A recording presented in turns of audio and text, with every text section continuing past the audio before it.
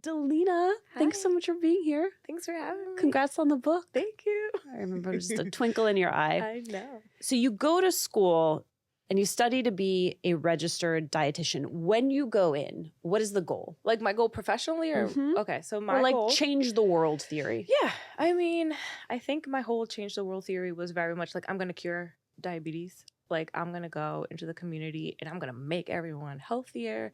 I'm going to make everyone, have like this amazing journey of like curating their blood sugars and like eating better. And they're just going to be so great. And I'm going to be like the best dietitian ever. And then what happens? And then I start working in the community and I start realizing like, wait a second, like this is really hard. There's so many other factors that go into play into someone's health. And back then, I mean, I've been a dietitian 12 years now. It feels like a long time. Schools, my education was not very diverse in the sense that like we weren't learning a lot of the things that I think the newer students now are learning when it comes to like social determinants of health and diversity and the like importance of understanding people's culture and their foods when we're talking to them as dietitians. So I had to teach on myself that like especially the social determinants of health, not the culture part, because I had that in me. But yeah, it was like very eye-opening when I'm like in North Philly, like working with like this lower income community, and I'm like, they don't care about food right now. Like they have so many other things they need to focus on. So it was very eye-opening, and I was like, I got to do something else now. Figure it out. It is interesting to me that you don't just opt out, that you don't become a social worker or you don't become a public policy nerd, given that you are a person who identifies the bigger structural problems. I don't want to do that.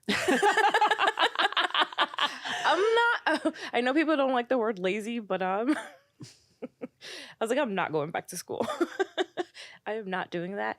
And I think working in nonprofits, you see a lot of people that are trying to do that. And then you start realizing like, there's only so much you can do. And I think working in nonprofit very much opened my eyes at like, even if I went into that field, what the heck am I really going to do? There's so much red tape and just so much. It's really hard. I have so much respect for people that are doing that work, especially now, because you want to change the world, but you can't. How do you define what it means to be an anti-diet dietitian? I think it's just someone who doesn't restrict you, like someone who is going to take you as a whole person and not solely just give you a piece of paper with a diet and say like, here you go. This is what you have to do. There's a lot of nuance in it. That's what I would say. Like, so give me an example of a nuance. The culture part, one. And two, seeing a person as a whole person and not just like the number on the scale. Do you think that weight and size are ever useful metrics? Unfortunately, we need to use it for a lot of medical interventions. So for instance, like insurance sometimes will not pay for you to see a dietitian unless your BMI is a certain number, or for surgeries, you have to be a certain BMI in order to be able to get the surgery. One of the biggest ones I think about is like knee replacement. A lot of people that need knee replacements have to lose weight or get to a certain BMI before they can get the surgery. So it's really tricky because as much as I want to say like weight is not an indicator of health, weight is not your like, sole purpose in life is, to shrink yourself. There are times where, we need to work towards that because somebody's quality of life is affected and there's nothing I can do in my power to make sure that person, gets the surgery without losing weight. Like we have to have that nuance and that conversation of like, as much as I want to say, no, it's not important, for the bigger institutions it is. And sometimes we have to work towards that goal. What does it mean to add nutrition? Adding nutrition to me is just like thinking of how is this going to be more delicious? Like, how is this going to make me feel better? Like, what can I add to add texture, to add flavor, to add heat or, something cold? Like, what is going to make this meal hit the spot? And I want to add it. And usually that's going to add more nutrition. I thought of you this morning as I was eating my, pound of cottage cheese, which now that I'm over 40, I'm like on the cottage cheese. You love the cottage cheese? I don't know if I love it, but I'm eating it. And I added some blueberries because I was like, Dalina would want me to add nutrition. Do you whip your cottage cheese? I don't whip my own cottage cheese. To use your word, I am lazy. Okay. But I buy whipped cottage cheese and yes, it is superior. Yeah, I have the little hand shouldn't do that movement. Um, See, we're Back up. different definitions. I have the like emulsifier, like that little handheld. What? It's like the handheld blender. And I can use it on cottage cheese? I just put it in the tub. It's cheaper. You can't outdo yourself in the interview this early. It's the most useful thing I've learned in the course of this podcast. You know, I think something that's interesting about your approach that extends far beyond diet is this idea of fighting the urge to fix people, of seeing people as projects that need fixing.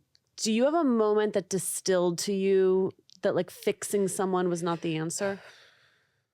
I mean, I think it was a process, right? Because when I became a dietitian, it was very much like, we're going to fix people. That was my, dream. I'm going to fix diabetes. I'm going to micromanage your portion size. I'm going to do all of this. And then as you start working in the field, you start realizing like, you can't help someone by trying to make them do things. You have to give them the tools, or they need to have the tools to be able to do so. So I think in, probably like 5 years into my career, I was like, okay, like what I was taught was wrong. And I started realizing that I needed to switch my approach and how I talk to people. And then there were a lot of books that I read that were very much, educational to me, to learn that like there's so much that happens in someone's life, trauma, just life in general. And health is not always the first thing people are thinking about. So like, why am I trying to fix a problem that they don't see yet? Or maybe that's just the least of their worries because they're trying to pay rent or they're trying to make ends meet. So I really had to change my approach of like, I'm not here to fix things. I'm not here to dictate.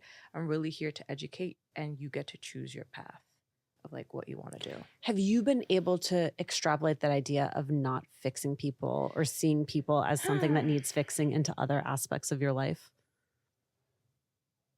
I don't know. That's a great question. Because it means letting go of control. Oh yeah, no, then no. Because we're still very controlling. I think something funny that my friend was saying to me the other day, she's like, your trauma response is to not let people tell you what to do. Like that is very off-putting to you, which it is. Like I very much dislike when someone says you have to do something. If I don't, like, if it's something that I really don't want to do, I will do the opposite. Like my whole life I have been that way. And she's like, and I think that's why you never dieted, because dieting was very much like, you have to do this, you have to follow these rules, and you would rather do the opposite. And I was like, I know. I really think that's why I've never fallen for a diet, or like I've never been able to, because the minute you start trying to tell me what to do, I'm out. Well, I even thought it was interesting when you and I had some initial conversations about your new book and about doing press for your new book. I, in my little pea brain, sort of pivoted to all of the places that I would tell any author to go if they wanted to sell a book. And you actually had extreme clarity around the fact that like, just because there is a way that it has been done, that doesn't necessarily have to be your way. I wonder if there's a time in your life when you have paid a price for having that type of clarity and being a woman who is willing to tell people no.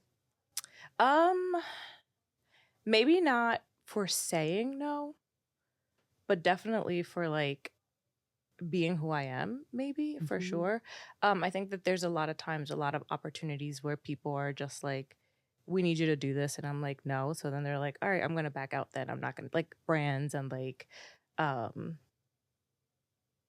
trying to think of like what else. I think even like in the book, when I talk about like how I went to the White House and like I was meeting with, the USDA, they were very much like, just tell us what to do. Like, tell us how to fix my plate. And I'm just like, are you going to pay me? Like, am I going to be a contractor? Am I going to, work for you? Because I'm not just going to give you all my information and like everything that I have in my brain for free. And they just ghosted me. Like, it was very much, I guess people are very used to, I would say women or just people in general giving them things because they want to be part of that project or just want to be part of whatever's happening. And I've had to learn not to do that because people take advantage of it. Like, if you give them too much information, they'll steal your information and go with it. And I was not allowed. Like, I was not about to let that happen. Not with the USDA. As a person who has no boundaries, I am so impressed by your very firm boundaries. Can you explain to me what intuitive eating means? Because I kind of see it everywhere and I don't really understand, perhaps because I have lost that intuition years ago. Yeah. So intuitive eating is supposed to be a way of connecting with your body and understanding what it needs when it comes to like food, hunger, fullness, and all of that. It's definitely where I got my start in this like anti-diet world. Like I stumbled upon the idea because we don't learn about that in school. And I read the book, like I did a bunch of trainings. I went to like all the conferences and I was like so into it because I was like, finally, like I have a word because I have always been a very intuitive person. Hence why I never dieted because one, my trauma response is to say, fuck you, I'm not doing it. And two, I just never had the like, I knew when I was hungry, like my family never really took that from me. Like I had a lot of autonomy. So intuitive eating is very much like relearning your autonomy with food and like relearning how to be connected when you're eating. The issue is that it's been kind of like co-opted and now people use it as a diet because it became so trendy in 2020. Like people were stuck at home. I don't know why it became trendy. It just like exploded, even though it had been around since like the early 90s. And of course, with anything, you know, once it gets super popular and trendy, people catch on and then they started selling it as a diet and started selling it as a, you know, you can lose weight and do this, although intuitive eating is very weight neutral. And then I started noticing as I was going in the spaces, like there's not a lot of people that look like me around here. And there wasn't a lot of like cultural nuance, right? Like, what is intuitive eating in a culture where food is love? Exactly. It is learning how to set boundaries, but also knowing that food is our love language, right? So a lot of what I talk about is like, you can't just like walk into your abuela's house and be like, no, I'm not going to eat that. Like, can you imagine? And in the book, it's very much like, just say no. And I'm like, you've never had to walk into somebody's house. When I was a vegetarian, I would eat chicken at my Gacha's house because you can't say no. So it's very much learning to set boundaries. And I talk about this in the book in a way that they don't see it as a boundary. Like I learned a lot from therapists, like using the I statements. So a lot of the times it's like, oh my God, thank you so much. I am not hungry right now. But I will eat it, you know, because I'm going to be here for a while. You know, we don't go to people's houses and just like leave after 2 hours. Like we're there for the long run. So it's like, tell me you're Latino without telling me you're Latino. I'll eat it when I get hungry because I want to enjoy your food. Yes. And if I eat it right now, I'm not going to enjoy it. That really sends like a light bulb to the person that's cooking because it's their love language to say, oh, wow, I do want them to enjoy that food. So if they eat it right now, they're not going to. So I'm going to wait. So just allowing to have that conversation and setting up those boundaries very softly, putting them down, see who picks it up. And practicing doing that, I think, is important. And I think a lot of that was missing. And also like just the flavor of our food and just like a lot of the nuances are missed.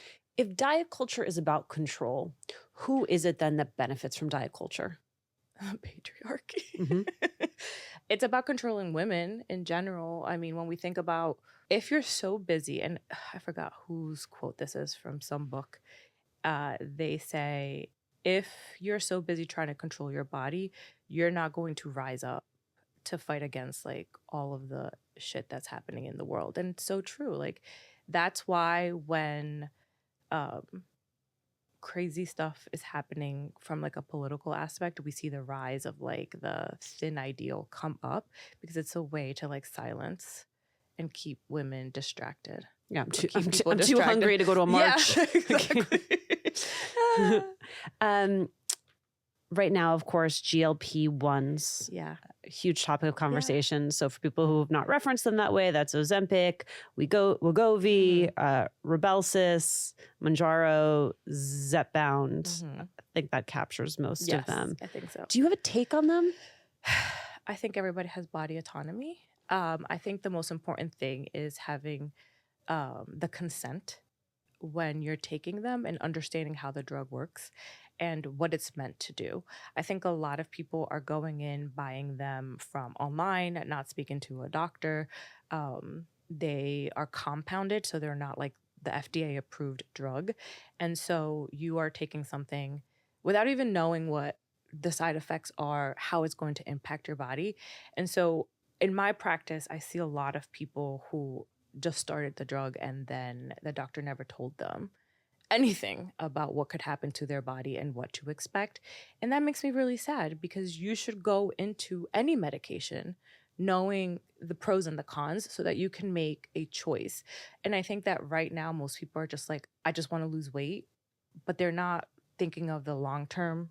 They're not thinking of the real side effects that are happening with these drugs. And you have to outweigh like what it is that you want to achieve from it. And again, I just give the information and you get to choose. I'm not going to go back and forth and say, who am I to say you can't do it? I've never had to struggle like that. And I very much empathize with people that want to be on it because they want to lose weight. And I'm not going to be the person to be like, how dare you? Well, there was also some interesting think pieces when it stopped being a thing that people were whispering about and suddenly was a thing that people were talking about very openly, which was it messes with our notion of weight as a thing where if you just work hard enough, if you just do the right things, then you can control it. It scrambled that conversation almost entirely because all of a sudden there were people who felt that being on one of these drugs was doing the wrong thing. Exactly. But there also were people who were able to sort of say like, I have been eating right and I have been exercising and this weight wasn't falling off the way it is now that I'm on this drug. Yeah. Like I almost think its discourse value has been a strength. It's like damned if you do, damned if you don't. And it's, again, not my decision to make for anybody. And I think that a lot of the times these doctors are making the choice for you by saying, you take that. Like, it's going to help you do X, Y, Z or lose this amount in this amount of time. But again, you're not learning the side effects or the real consequences of being on the drug. Let's talk about all of the things that are currently being sold to me on the internet now that I am 40. I'm just going to say them and then you give me your immediate response. Rapid fire. Colostrum. Why? That is literally why. It's literally what you need when you're a baby to, one, get your mom's immune system. It's your first form of food. I don't understand why they're selling it. And it's so interesting to me that a lot of it is coming from cow's milk, but there's such an anti-like dairy movement at the same time. So it's like, which side do you want to be on? Which one is it? Yeah. Collagen. I like collagen. Collagen, we do produce less of it as we get older. That's why our skin is not as like plump and, firm as it used to be. But I think it's interesting because if you think about from a cultural stance, a lot of our foods are loaded with collagen. But in one breath, we're being told we need it. And then in the other, we're being told that our foods are bad. Like what of our food is loaded So like with think collagen? about like the organ meats, la lengua, la orejas, la patas, like all of those foods that are considered like disgusting, like, ew, why are you eating that? They're loaded with collagen. This is why my husband's skin looks so good. Yeah. And that's why a lot of our ancestors' skins like look so great because we ate the whole part of the animal. But you can use the powder if you want. I don't mind it. But eat more lengua. Electrolytes? This one's tricky because you do need electrolytes, but you can get sick from having too much of it. Any vitamin is toxic at a certain level. And I did see the TikTok where the lady was drinking like the electrolytes like all day. And then she basically was drowning from the inside out. Like she was gargling. Like you could hear the water in her chest. Like she was drowning because she had too much. So my rule of thumb is unless you are outside sweating profusely, or if you're someone that lives like in a very, very hot climate, or someone who is working out really hard. Like you have to be expending a lot of electrolytes to need to replenish at that point. If you're having one little packet a day, not going to be harmful. But if you're doing more than that, you got to be careful. Creatine. Oh, there's a lot of new research on creatine that I've seen recently. And it's pretty well studied. It is. It's very well studied. Again, creatine can be very dangerous if you're not hydrating enough. It could cause kidney damage. So you want to make sure that if you are taking it, that you have to drink a lot of water. I think, if I'm not, you can fact check me, but I think it's like 2 liters of water a day for creatine to like not affect your kidneys. And again, why are you taking creatine if you're not like working out, or like what dose are you taking? Like those are the things that you want to really focus on. I wouldn't go high on it, like too much. A gram of protein per pound of body weight. That one is not right. It's actually, when we do the calculations, it's per kilo. So it's 0.8 grams per kilo. That is like the normal amount of protein you need. This 1 gram. I can see all my girlfriends like throwing their like meat sticks over the shoulder. And it depends on how active you are. And unfortunately, right, the layperson doesn't know how fast their metabolism is, how much muscle mass they have. You know, for a bodybuilder or for some, you know, NFL player, they have the facilities where they're being submerged in the tanks and they're like doing all the like, your body's this percent fat and this percent muscle. And we need to feed that much muscle, so we're going to give you this amount of protein. I think it became very trendy, and it's a very easy thing to remember. Like, I need that much protein. I weigh this much. If I was eating that, it would be entirely way too much protein. So no, it's not per pound, it's per kilo, which is 2.2 times less than a pound. All of this brings me, though, to the fact that I'll just be honest, I'm consuming a lot of content from people where I'm like, well, she seems fit. Based on absolutely nothing other than the fact that she makes these videos and she has followers, so other people believe her. How do you figure out who's a legit source? I always say, like, think of what they're saying. Is there like no nuance to it? Like, is it this way or the highway? Is it either you take creatine or you die kind of scenario? Or are they talking about You'll just be skin and bones and fat? Like, or are they muscle. really having the real conversations of like, this might not work for everybody and that's okay? And they're not, because you're usually trying to sell you their supplement. Well, can I also say I feel that way about everything right now. Yeah. Like I think that sentiment applies to our politics, where it's like I think of that a lot when I'm trying to tell a story in the news, where I'm like, I have to make sure that the complexity of it is captured. Yeah. And that's really hard to do when you're trying to be famous on TikTok. Or you want the soundbite, or you just want that 30-second video to capture somebody. Because you have to capture somebody's attention in the first 2 seconds of a video. Let's talk about MAHA, Make America Healthy Again. So first of all, was America ever healthy? No. Not in the sense that I think people think of it. We know that Black and brown communities have always suffered the most because of real, strategic and racially profiled ways of creating our communities or keeping our communities out of having certain access, especially when it comes to access to food. We know that redlining is real, and we know that if you live in certain zip codes, your life expectancy is a lot lower. If you drive 5 minutes from that zip code and you're in like suburban land, your like life expectancy goes up like 20 years just by driving 5 minutes. So we know that America has never been healthy because it has never had equality.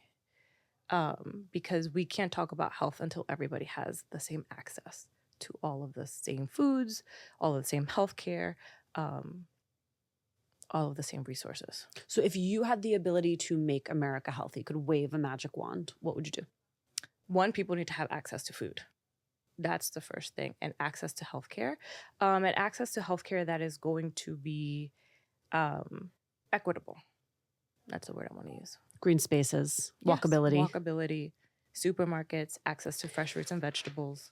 Well, that brings me to a video that I would have missed if not for you, my friend, which is of the new Secretary of Health and Human Services, RFK Jr., sort of reading the back of food products.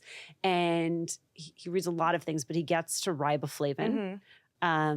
And you help me understand that just because you can't pronounce it, it doesn't necessarily mean that it is bad. No.